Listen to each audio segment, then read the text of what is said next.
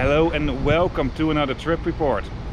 This time from Zaragoza in the north of Spain, between Barcelona and Madrid. It's on the high-speed line.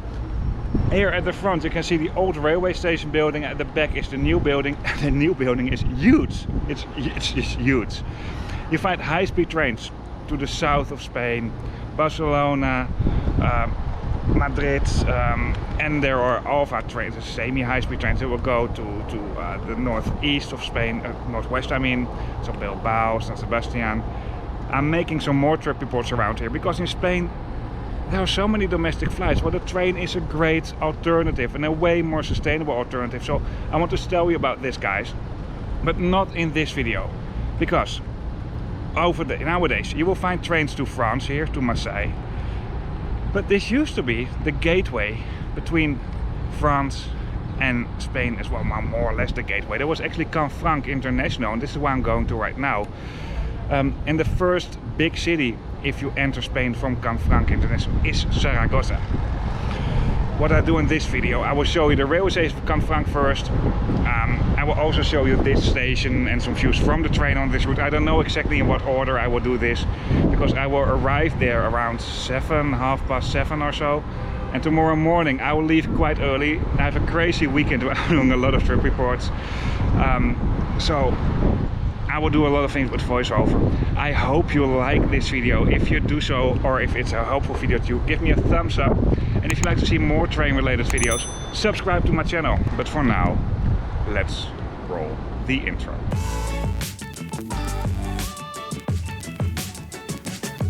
Located in the middle of the Pyrenees Mountains, surrounded by high peaks, close to the border with France, you will find Canfranc International Railway Station.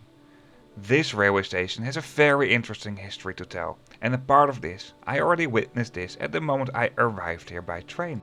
This railway station has been along one of the most magnificent railway stations in Europe for a long time. The railway station that opened in 1928 was constructed on a grand scale to serve a major hub for cross-border railway traffic between France and Spain. Its main building incorporates an elaborate Beaux-Arts architecture featuring 365 windows and 156 doors along a length of 240 meters. Canfranc was the first railway connection between France and Spain, straight through the mountains. Nowadays there are way more and faster international railway lines between France and Spain.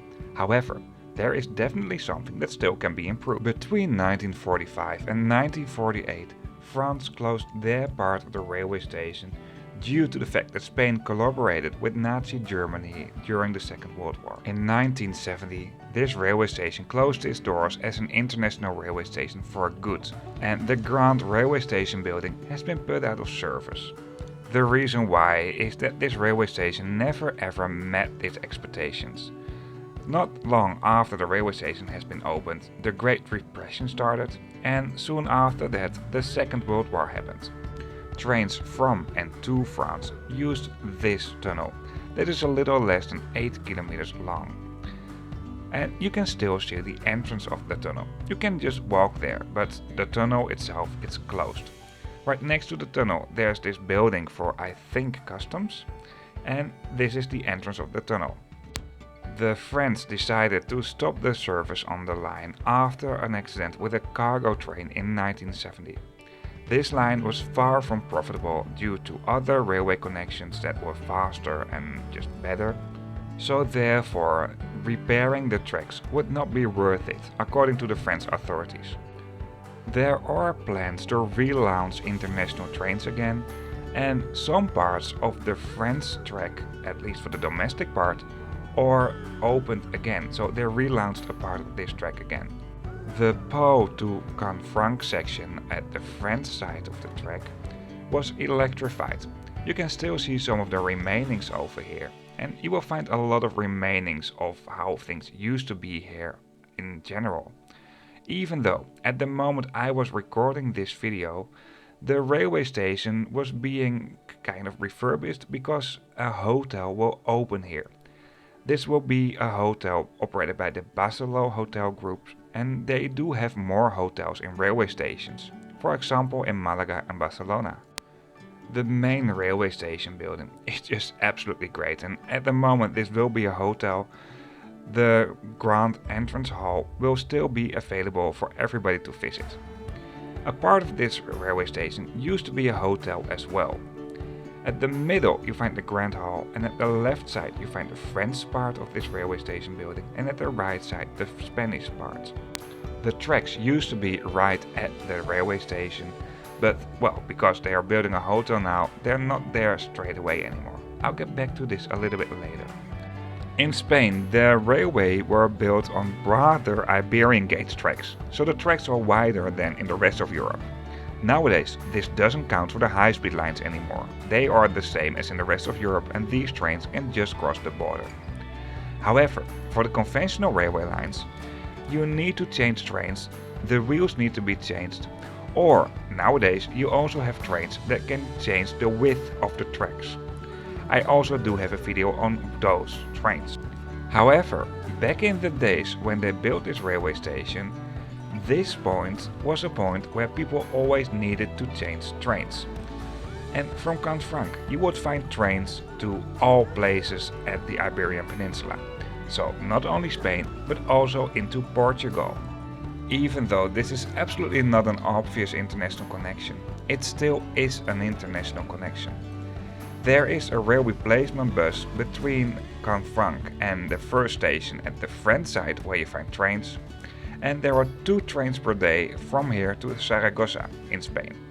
Zaragoza is the first big city if you follow this line into Spain. And even though they're reconstructing and renovating a big part of this railway station into a hotel, you can still see some old parts, carriages, etc. just rusting away over here. The village itself has been fully built here because of this railway station. There's no other need to build a village over here. And the town itself, it's even called Canfranc Estación. There is another town that's just called Canfranc, and that's a little south from the town Canfranc Estación, so Canfranc railway station. The history of this place, not only in terms of railway history, but also European history, makes this place absolutely amazing. And I even haven't told you half of what I'd like to tell you about this place, because there's just so much to tell. I just advise you to look up some information yourself, because it's absolutely worth doing some more research on this. Even though the entire situation with how the tracks used to be will be different because they will build a hotel over here, I think it's a good thing that this railway station building gets some maintenance again, and they will keep it here for a while. Because it was about to collapse at some parts of the railway station building. And look at this now. It's pretty shiny, I do have to say. When I was here in April 2022, it was just after Easter, so there were no constructions at the moment I was here. However, I think when you're here on a regular working day, at least at this time in 2022, it can be quite busy here. The railway station building has also been renewed and is at a different spot. It used to be at the town side of Estación Canfranc, and now it's at the back side of the old railway station building. The new railway station building that only serves 2 trains per day to Zaragoza has been integrated very well in some existing old buildings, as you can see on the drone shot. For some occasional routes, this might even be still a good international connection, with the rail replacement bus into France and then the train from here to Zaragoza. Although there are not a lot of trains and the journey to Zaragoza is really slow. The new railway station building looks pretty neat. There are even some ticket counters, more than that there are trains available at this moment. Although the ticket counters were closed when I was here. For the rest, the main railway station building is not that special. There's a vending machine for train tickets, some information screens that were not working at the moment I was here, and some places where you can wait. A little bit more towards the tracks, I noticed that there's this area for the staff for the trains, and I also think the traffic control is located over here. Toilets are located at the other side. And I think the ambitions for this railway station are pretty serious, because there are more tracks. There's even an elevator and stairs to other tracks. What's, well, once again, quite impressive for a railway station that does have only 2 trains per day. The journey time between Zaragoza and Canfranc is 3 hours and 40 minutes, what's really not fast. I noticed that the tracks were being upgraded at some parts as well, and this is something that they definitely needed to do. And I think this is all in preparation to make this a better railway connection. For now, let's go back to the railway station of Zaragoza, where I started this journey, and show you briefly this railway station. Over here you will find high-speed trains, the Cercanías, what is a commuter rail of Zaragoza, and regional trains. For example, the train to Canfranc. This railway station is huge, and there are lots of car rental companies located over here. Apart from that, there are many waiting areas, for example over here, and there are lots of maps as well. Around the railway station there are several spots where you find taxi stands and connecting public transport into the city, so buses. And there's also a big bus stop over here. Spain does have a good domestic long distance bus network, that's also good for international buses by the way. And this is really good integrated here in Zaragoza. In some Spanish cities the bus station is not even near the railway station, what's not really encouraging for if you're going to a place where there's no good railway connection. But over here, this is really good integrated. The atmosphere if you're going to the part that's the bus station is totally different though than the part where you find the trains. There's also a big hotel integrated within this railway station. It's a 4-star hotel, so it should be good. And there are some spots where you can buy foods and drinks. It's not really impressive, and something I was really missing was a convenience store. Of course, within the open areas there are also some spots where you can wait for the train, and throughout the railway station there are lots of screens that will host information about departing trains. There are not a lot of shops over here, and if you take a long distance train in Spain, you need to go through security, so that's also located over here. There are lots of vending machines for tickets, and of course there's also a ticket counter. And this here, this is the train I took from Zaragoza to Canfranc. These trains are really simple. Even though it says media distancia at the side and also within the train, this is not a media distancia train. This is a regional train. And for now, let's do a train tour. You will find a mix of airline style seats and traditional seats that do face each other. There's some space for wheelchairs in the last carriage, and this is also where you find the toilet. The toilet is slightly bigger and is also wheelchair accessible. This can be turned into a nursery space for babies as well. As a matter of fact, it was already at the moment I entered the toilet. For the rest, these toilets are pretty simple, but everything worked and it was clean. That's most important. There is some space for bikes within these trains, and this is also near the spot where you find the accessible toilet. These trains do not provide barrier-free access. Instead of that, there are these kind of elevators to lift up people traveling in a wheelchair from the platform to the train. The rest of the train is rather simple. At the end of all compartments there are screens that will host basic information like the next station, the time, the date and the temperature. The seats that do face each other do have a table in between, and I really don't like the bars at the bottom. They're really in the way. You can fold the table out to make it slightly bigger, and integrated within these tables you will find a kind of a cup holder. The other part of the train has another toilet, and this toilet is a bit smaller. This is the non-accessible toilet. It's all pretty fine, it worked and it was clean. Of course, you can store luggage in the overhead luggage racks throughout the train, but you also find special luggage racks at the beginning of some compartments. At the moment, seats do face each other. At the back ends of the seats you can also store luggage. The seats that do come in an airline style composition do offer a good amount of leg room. All windows in these trains do have a sunscreen by the way, and for the airline style seats there's also a table you can fold out to make it slightly bigger. All seats can be reclined. These trains come in one class only. There's no dining car, no Wi-Fi and no power plugs.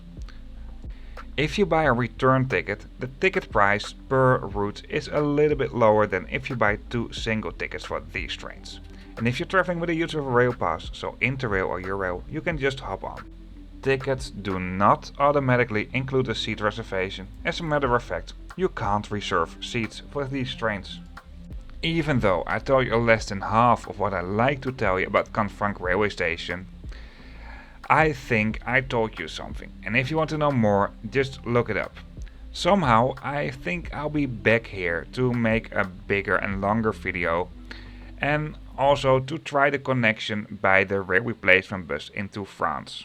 Before I show you some views from the train, if you're interested in other trip reports, of course you can find them on this channel. And something you will find in the description of this video is a link to a map, and on that map you find all trip reports I did. The lines do indicate the routes, and the train and ferry icons do indicate the railway station and ferry terminal reviews. Of course there will be more lines added since I'm making more videos. So if you don't want to miss anything, just hit the subscribe button. This channel is mainly focusing on long distance and international train and ferry traveling to show you what it's like to travel on a more sustainable way of transportation. For now, I'll show you some views from the train between Zaragoza and Canfranc. What is, especially for the last section, a really scenic route.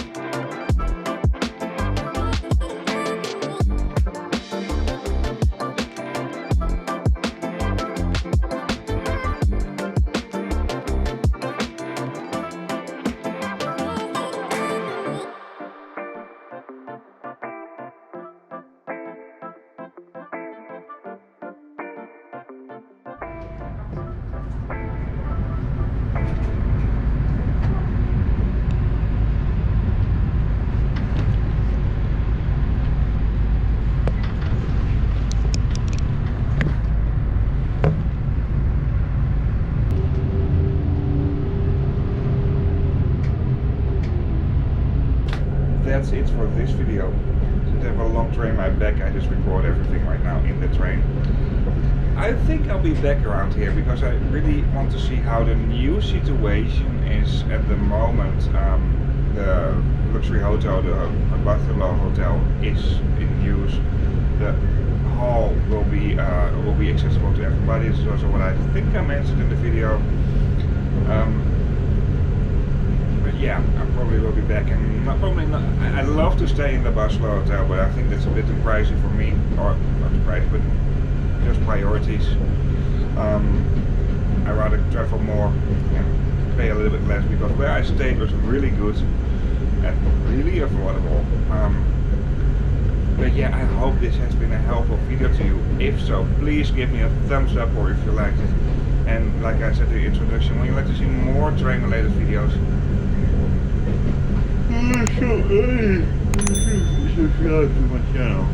Subscribe to my channel.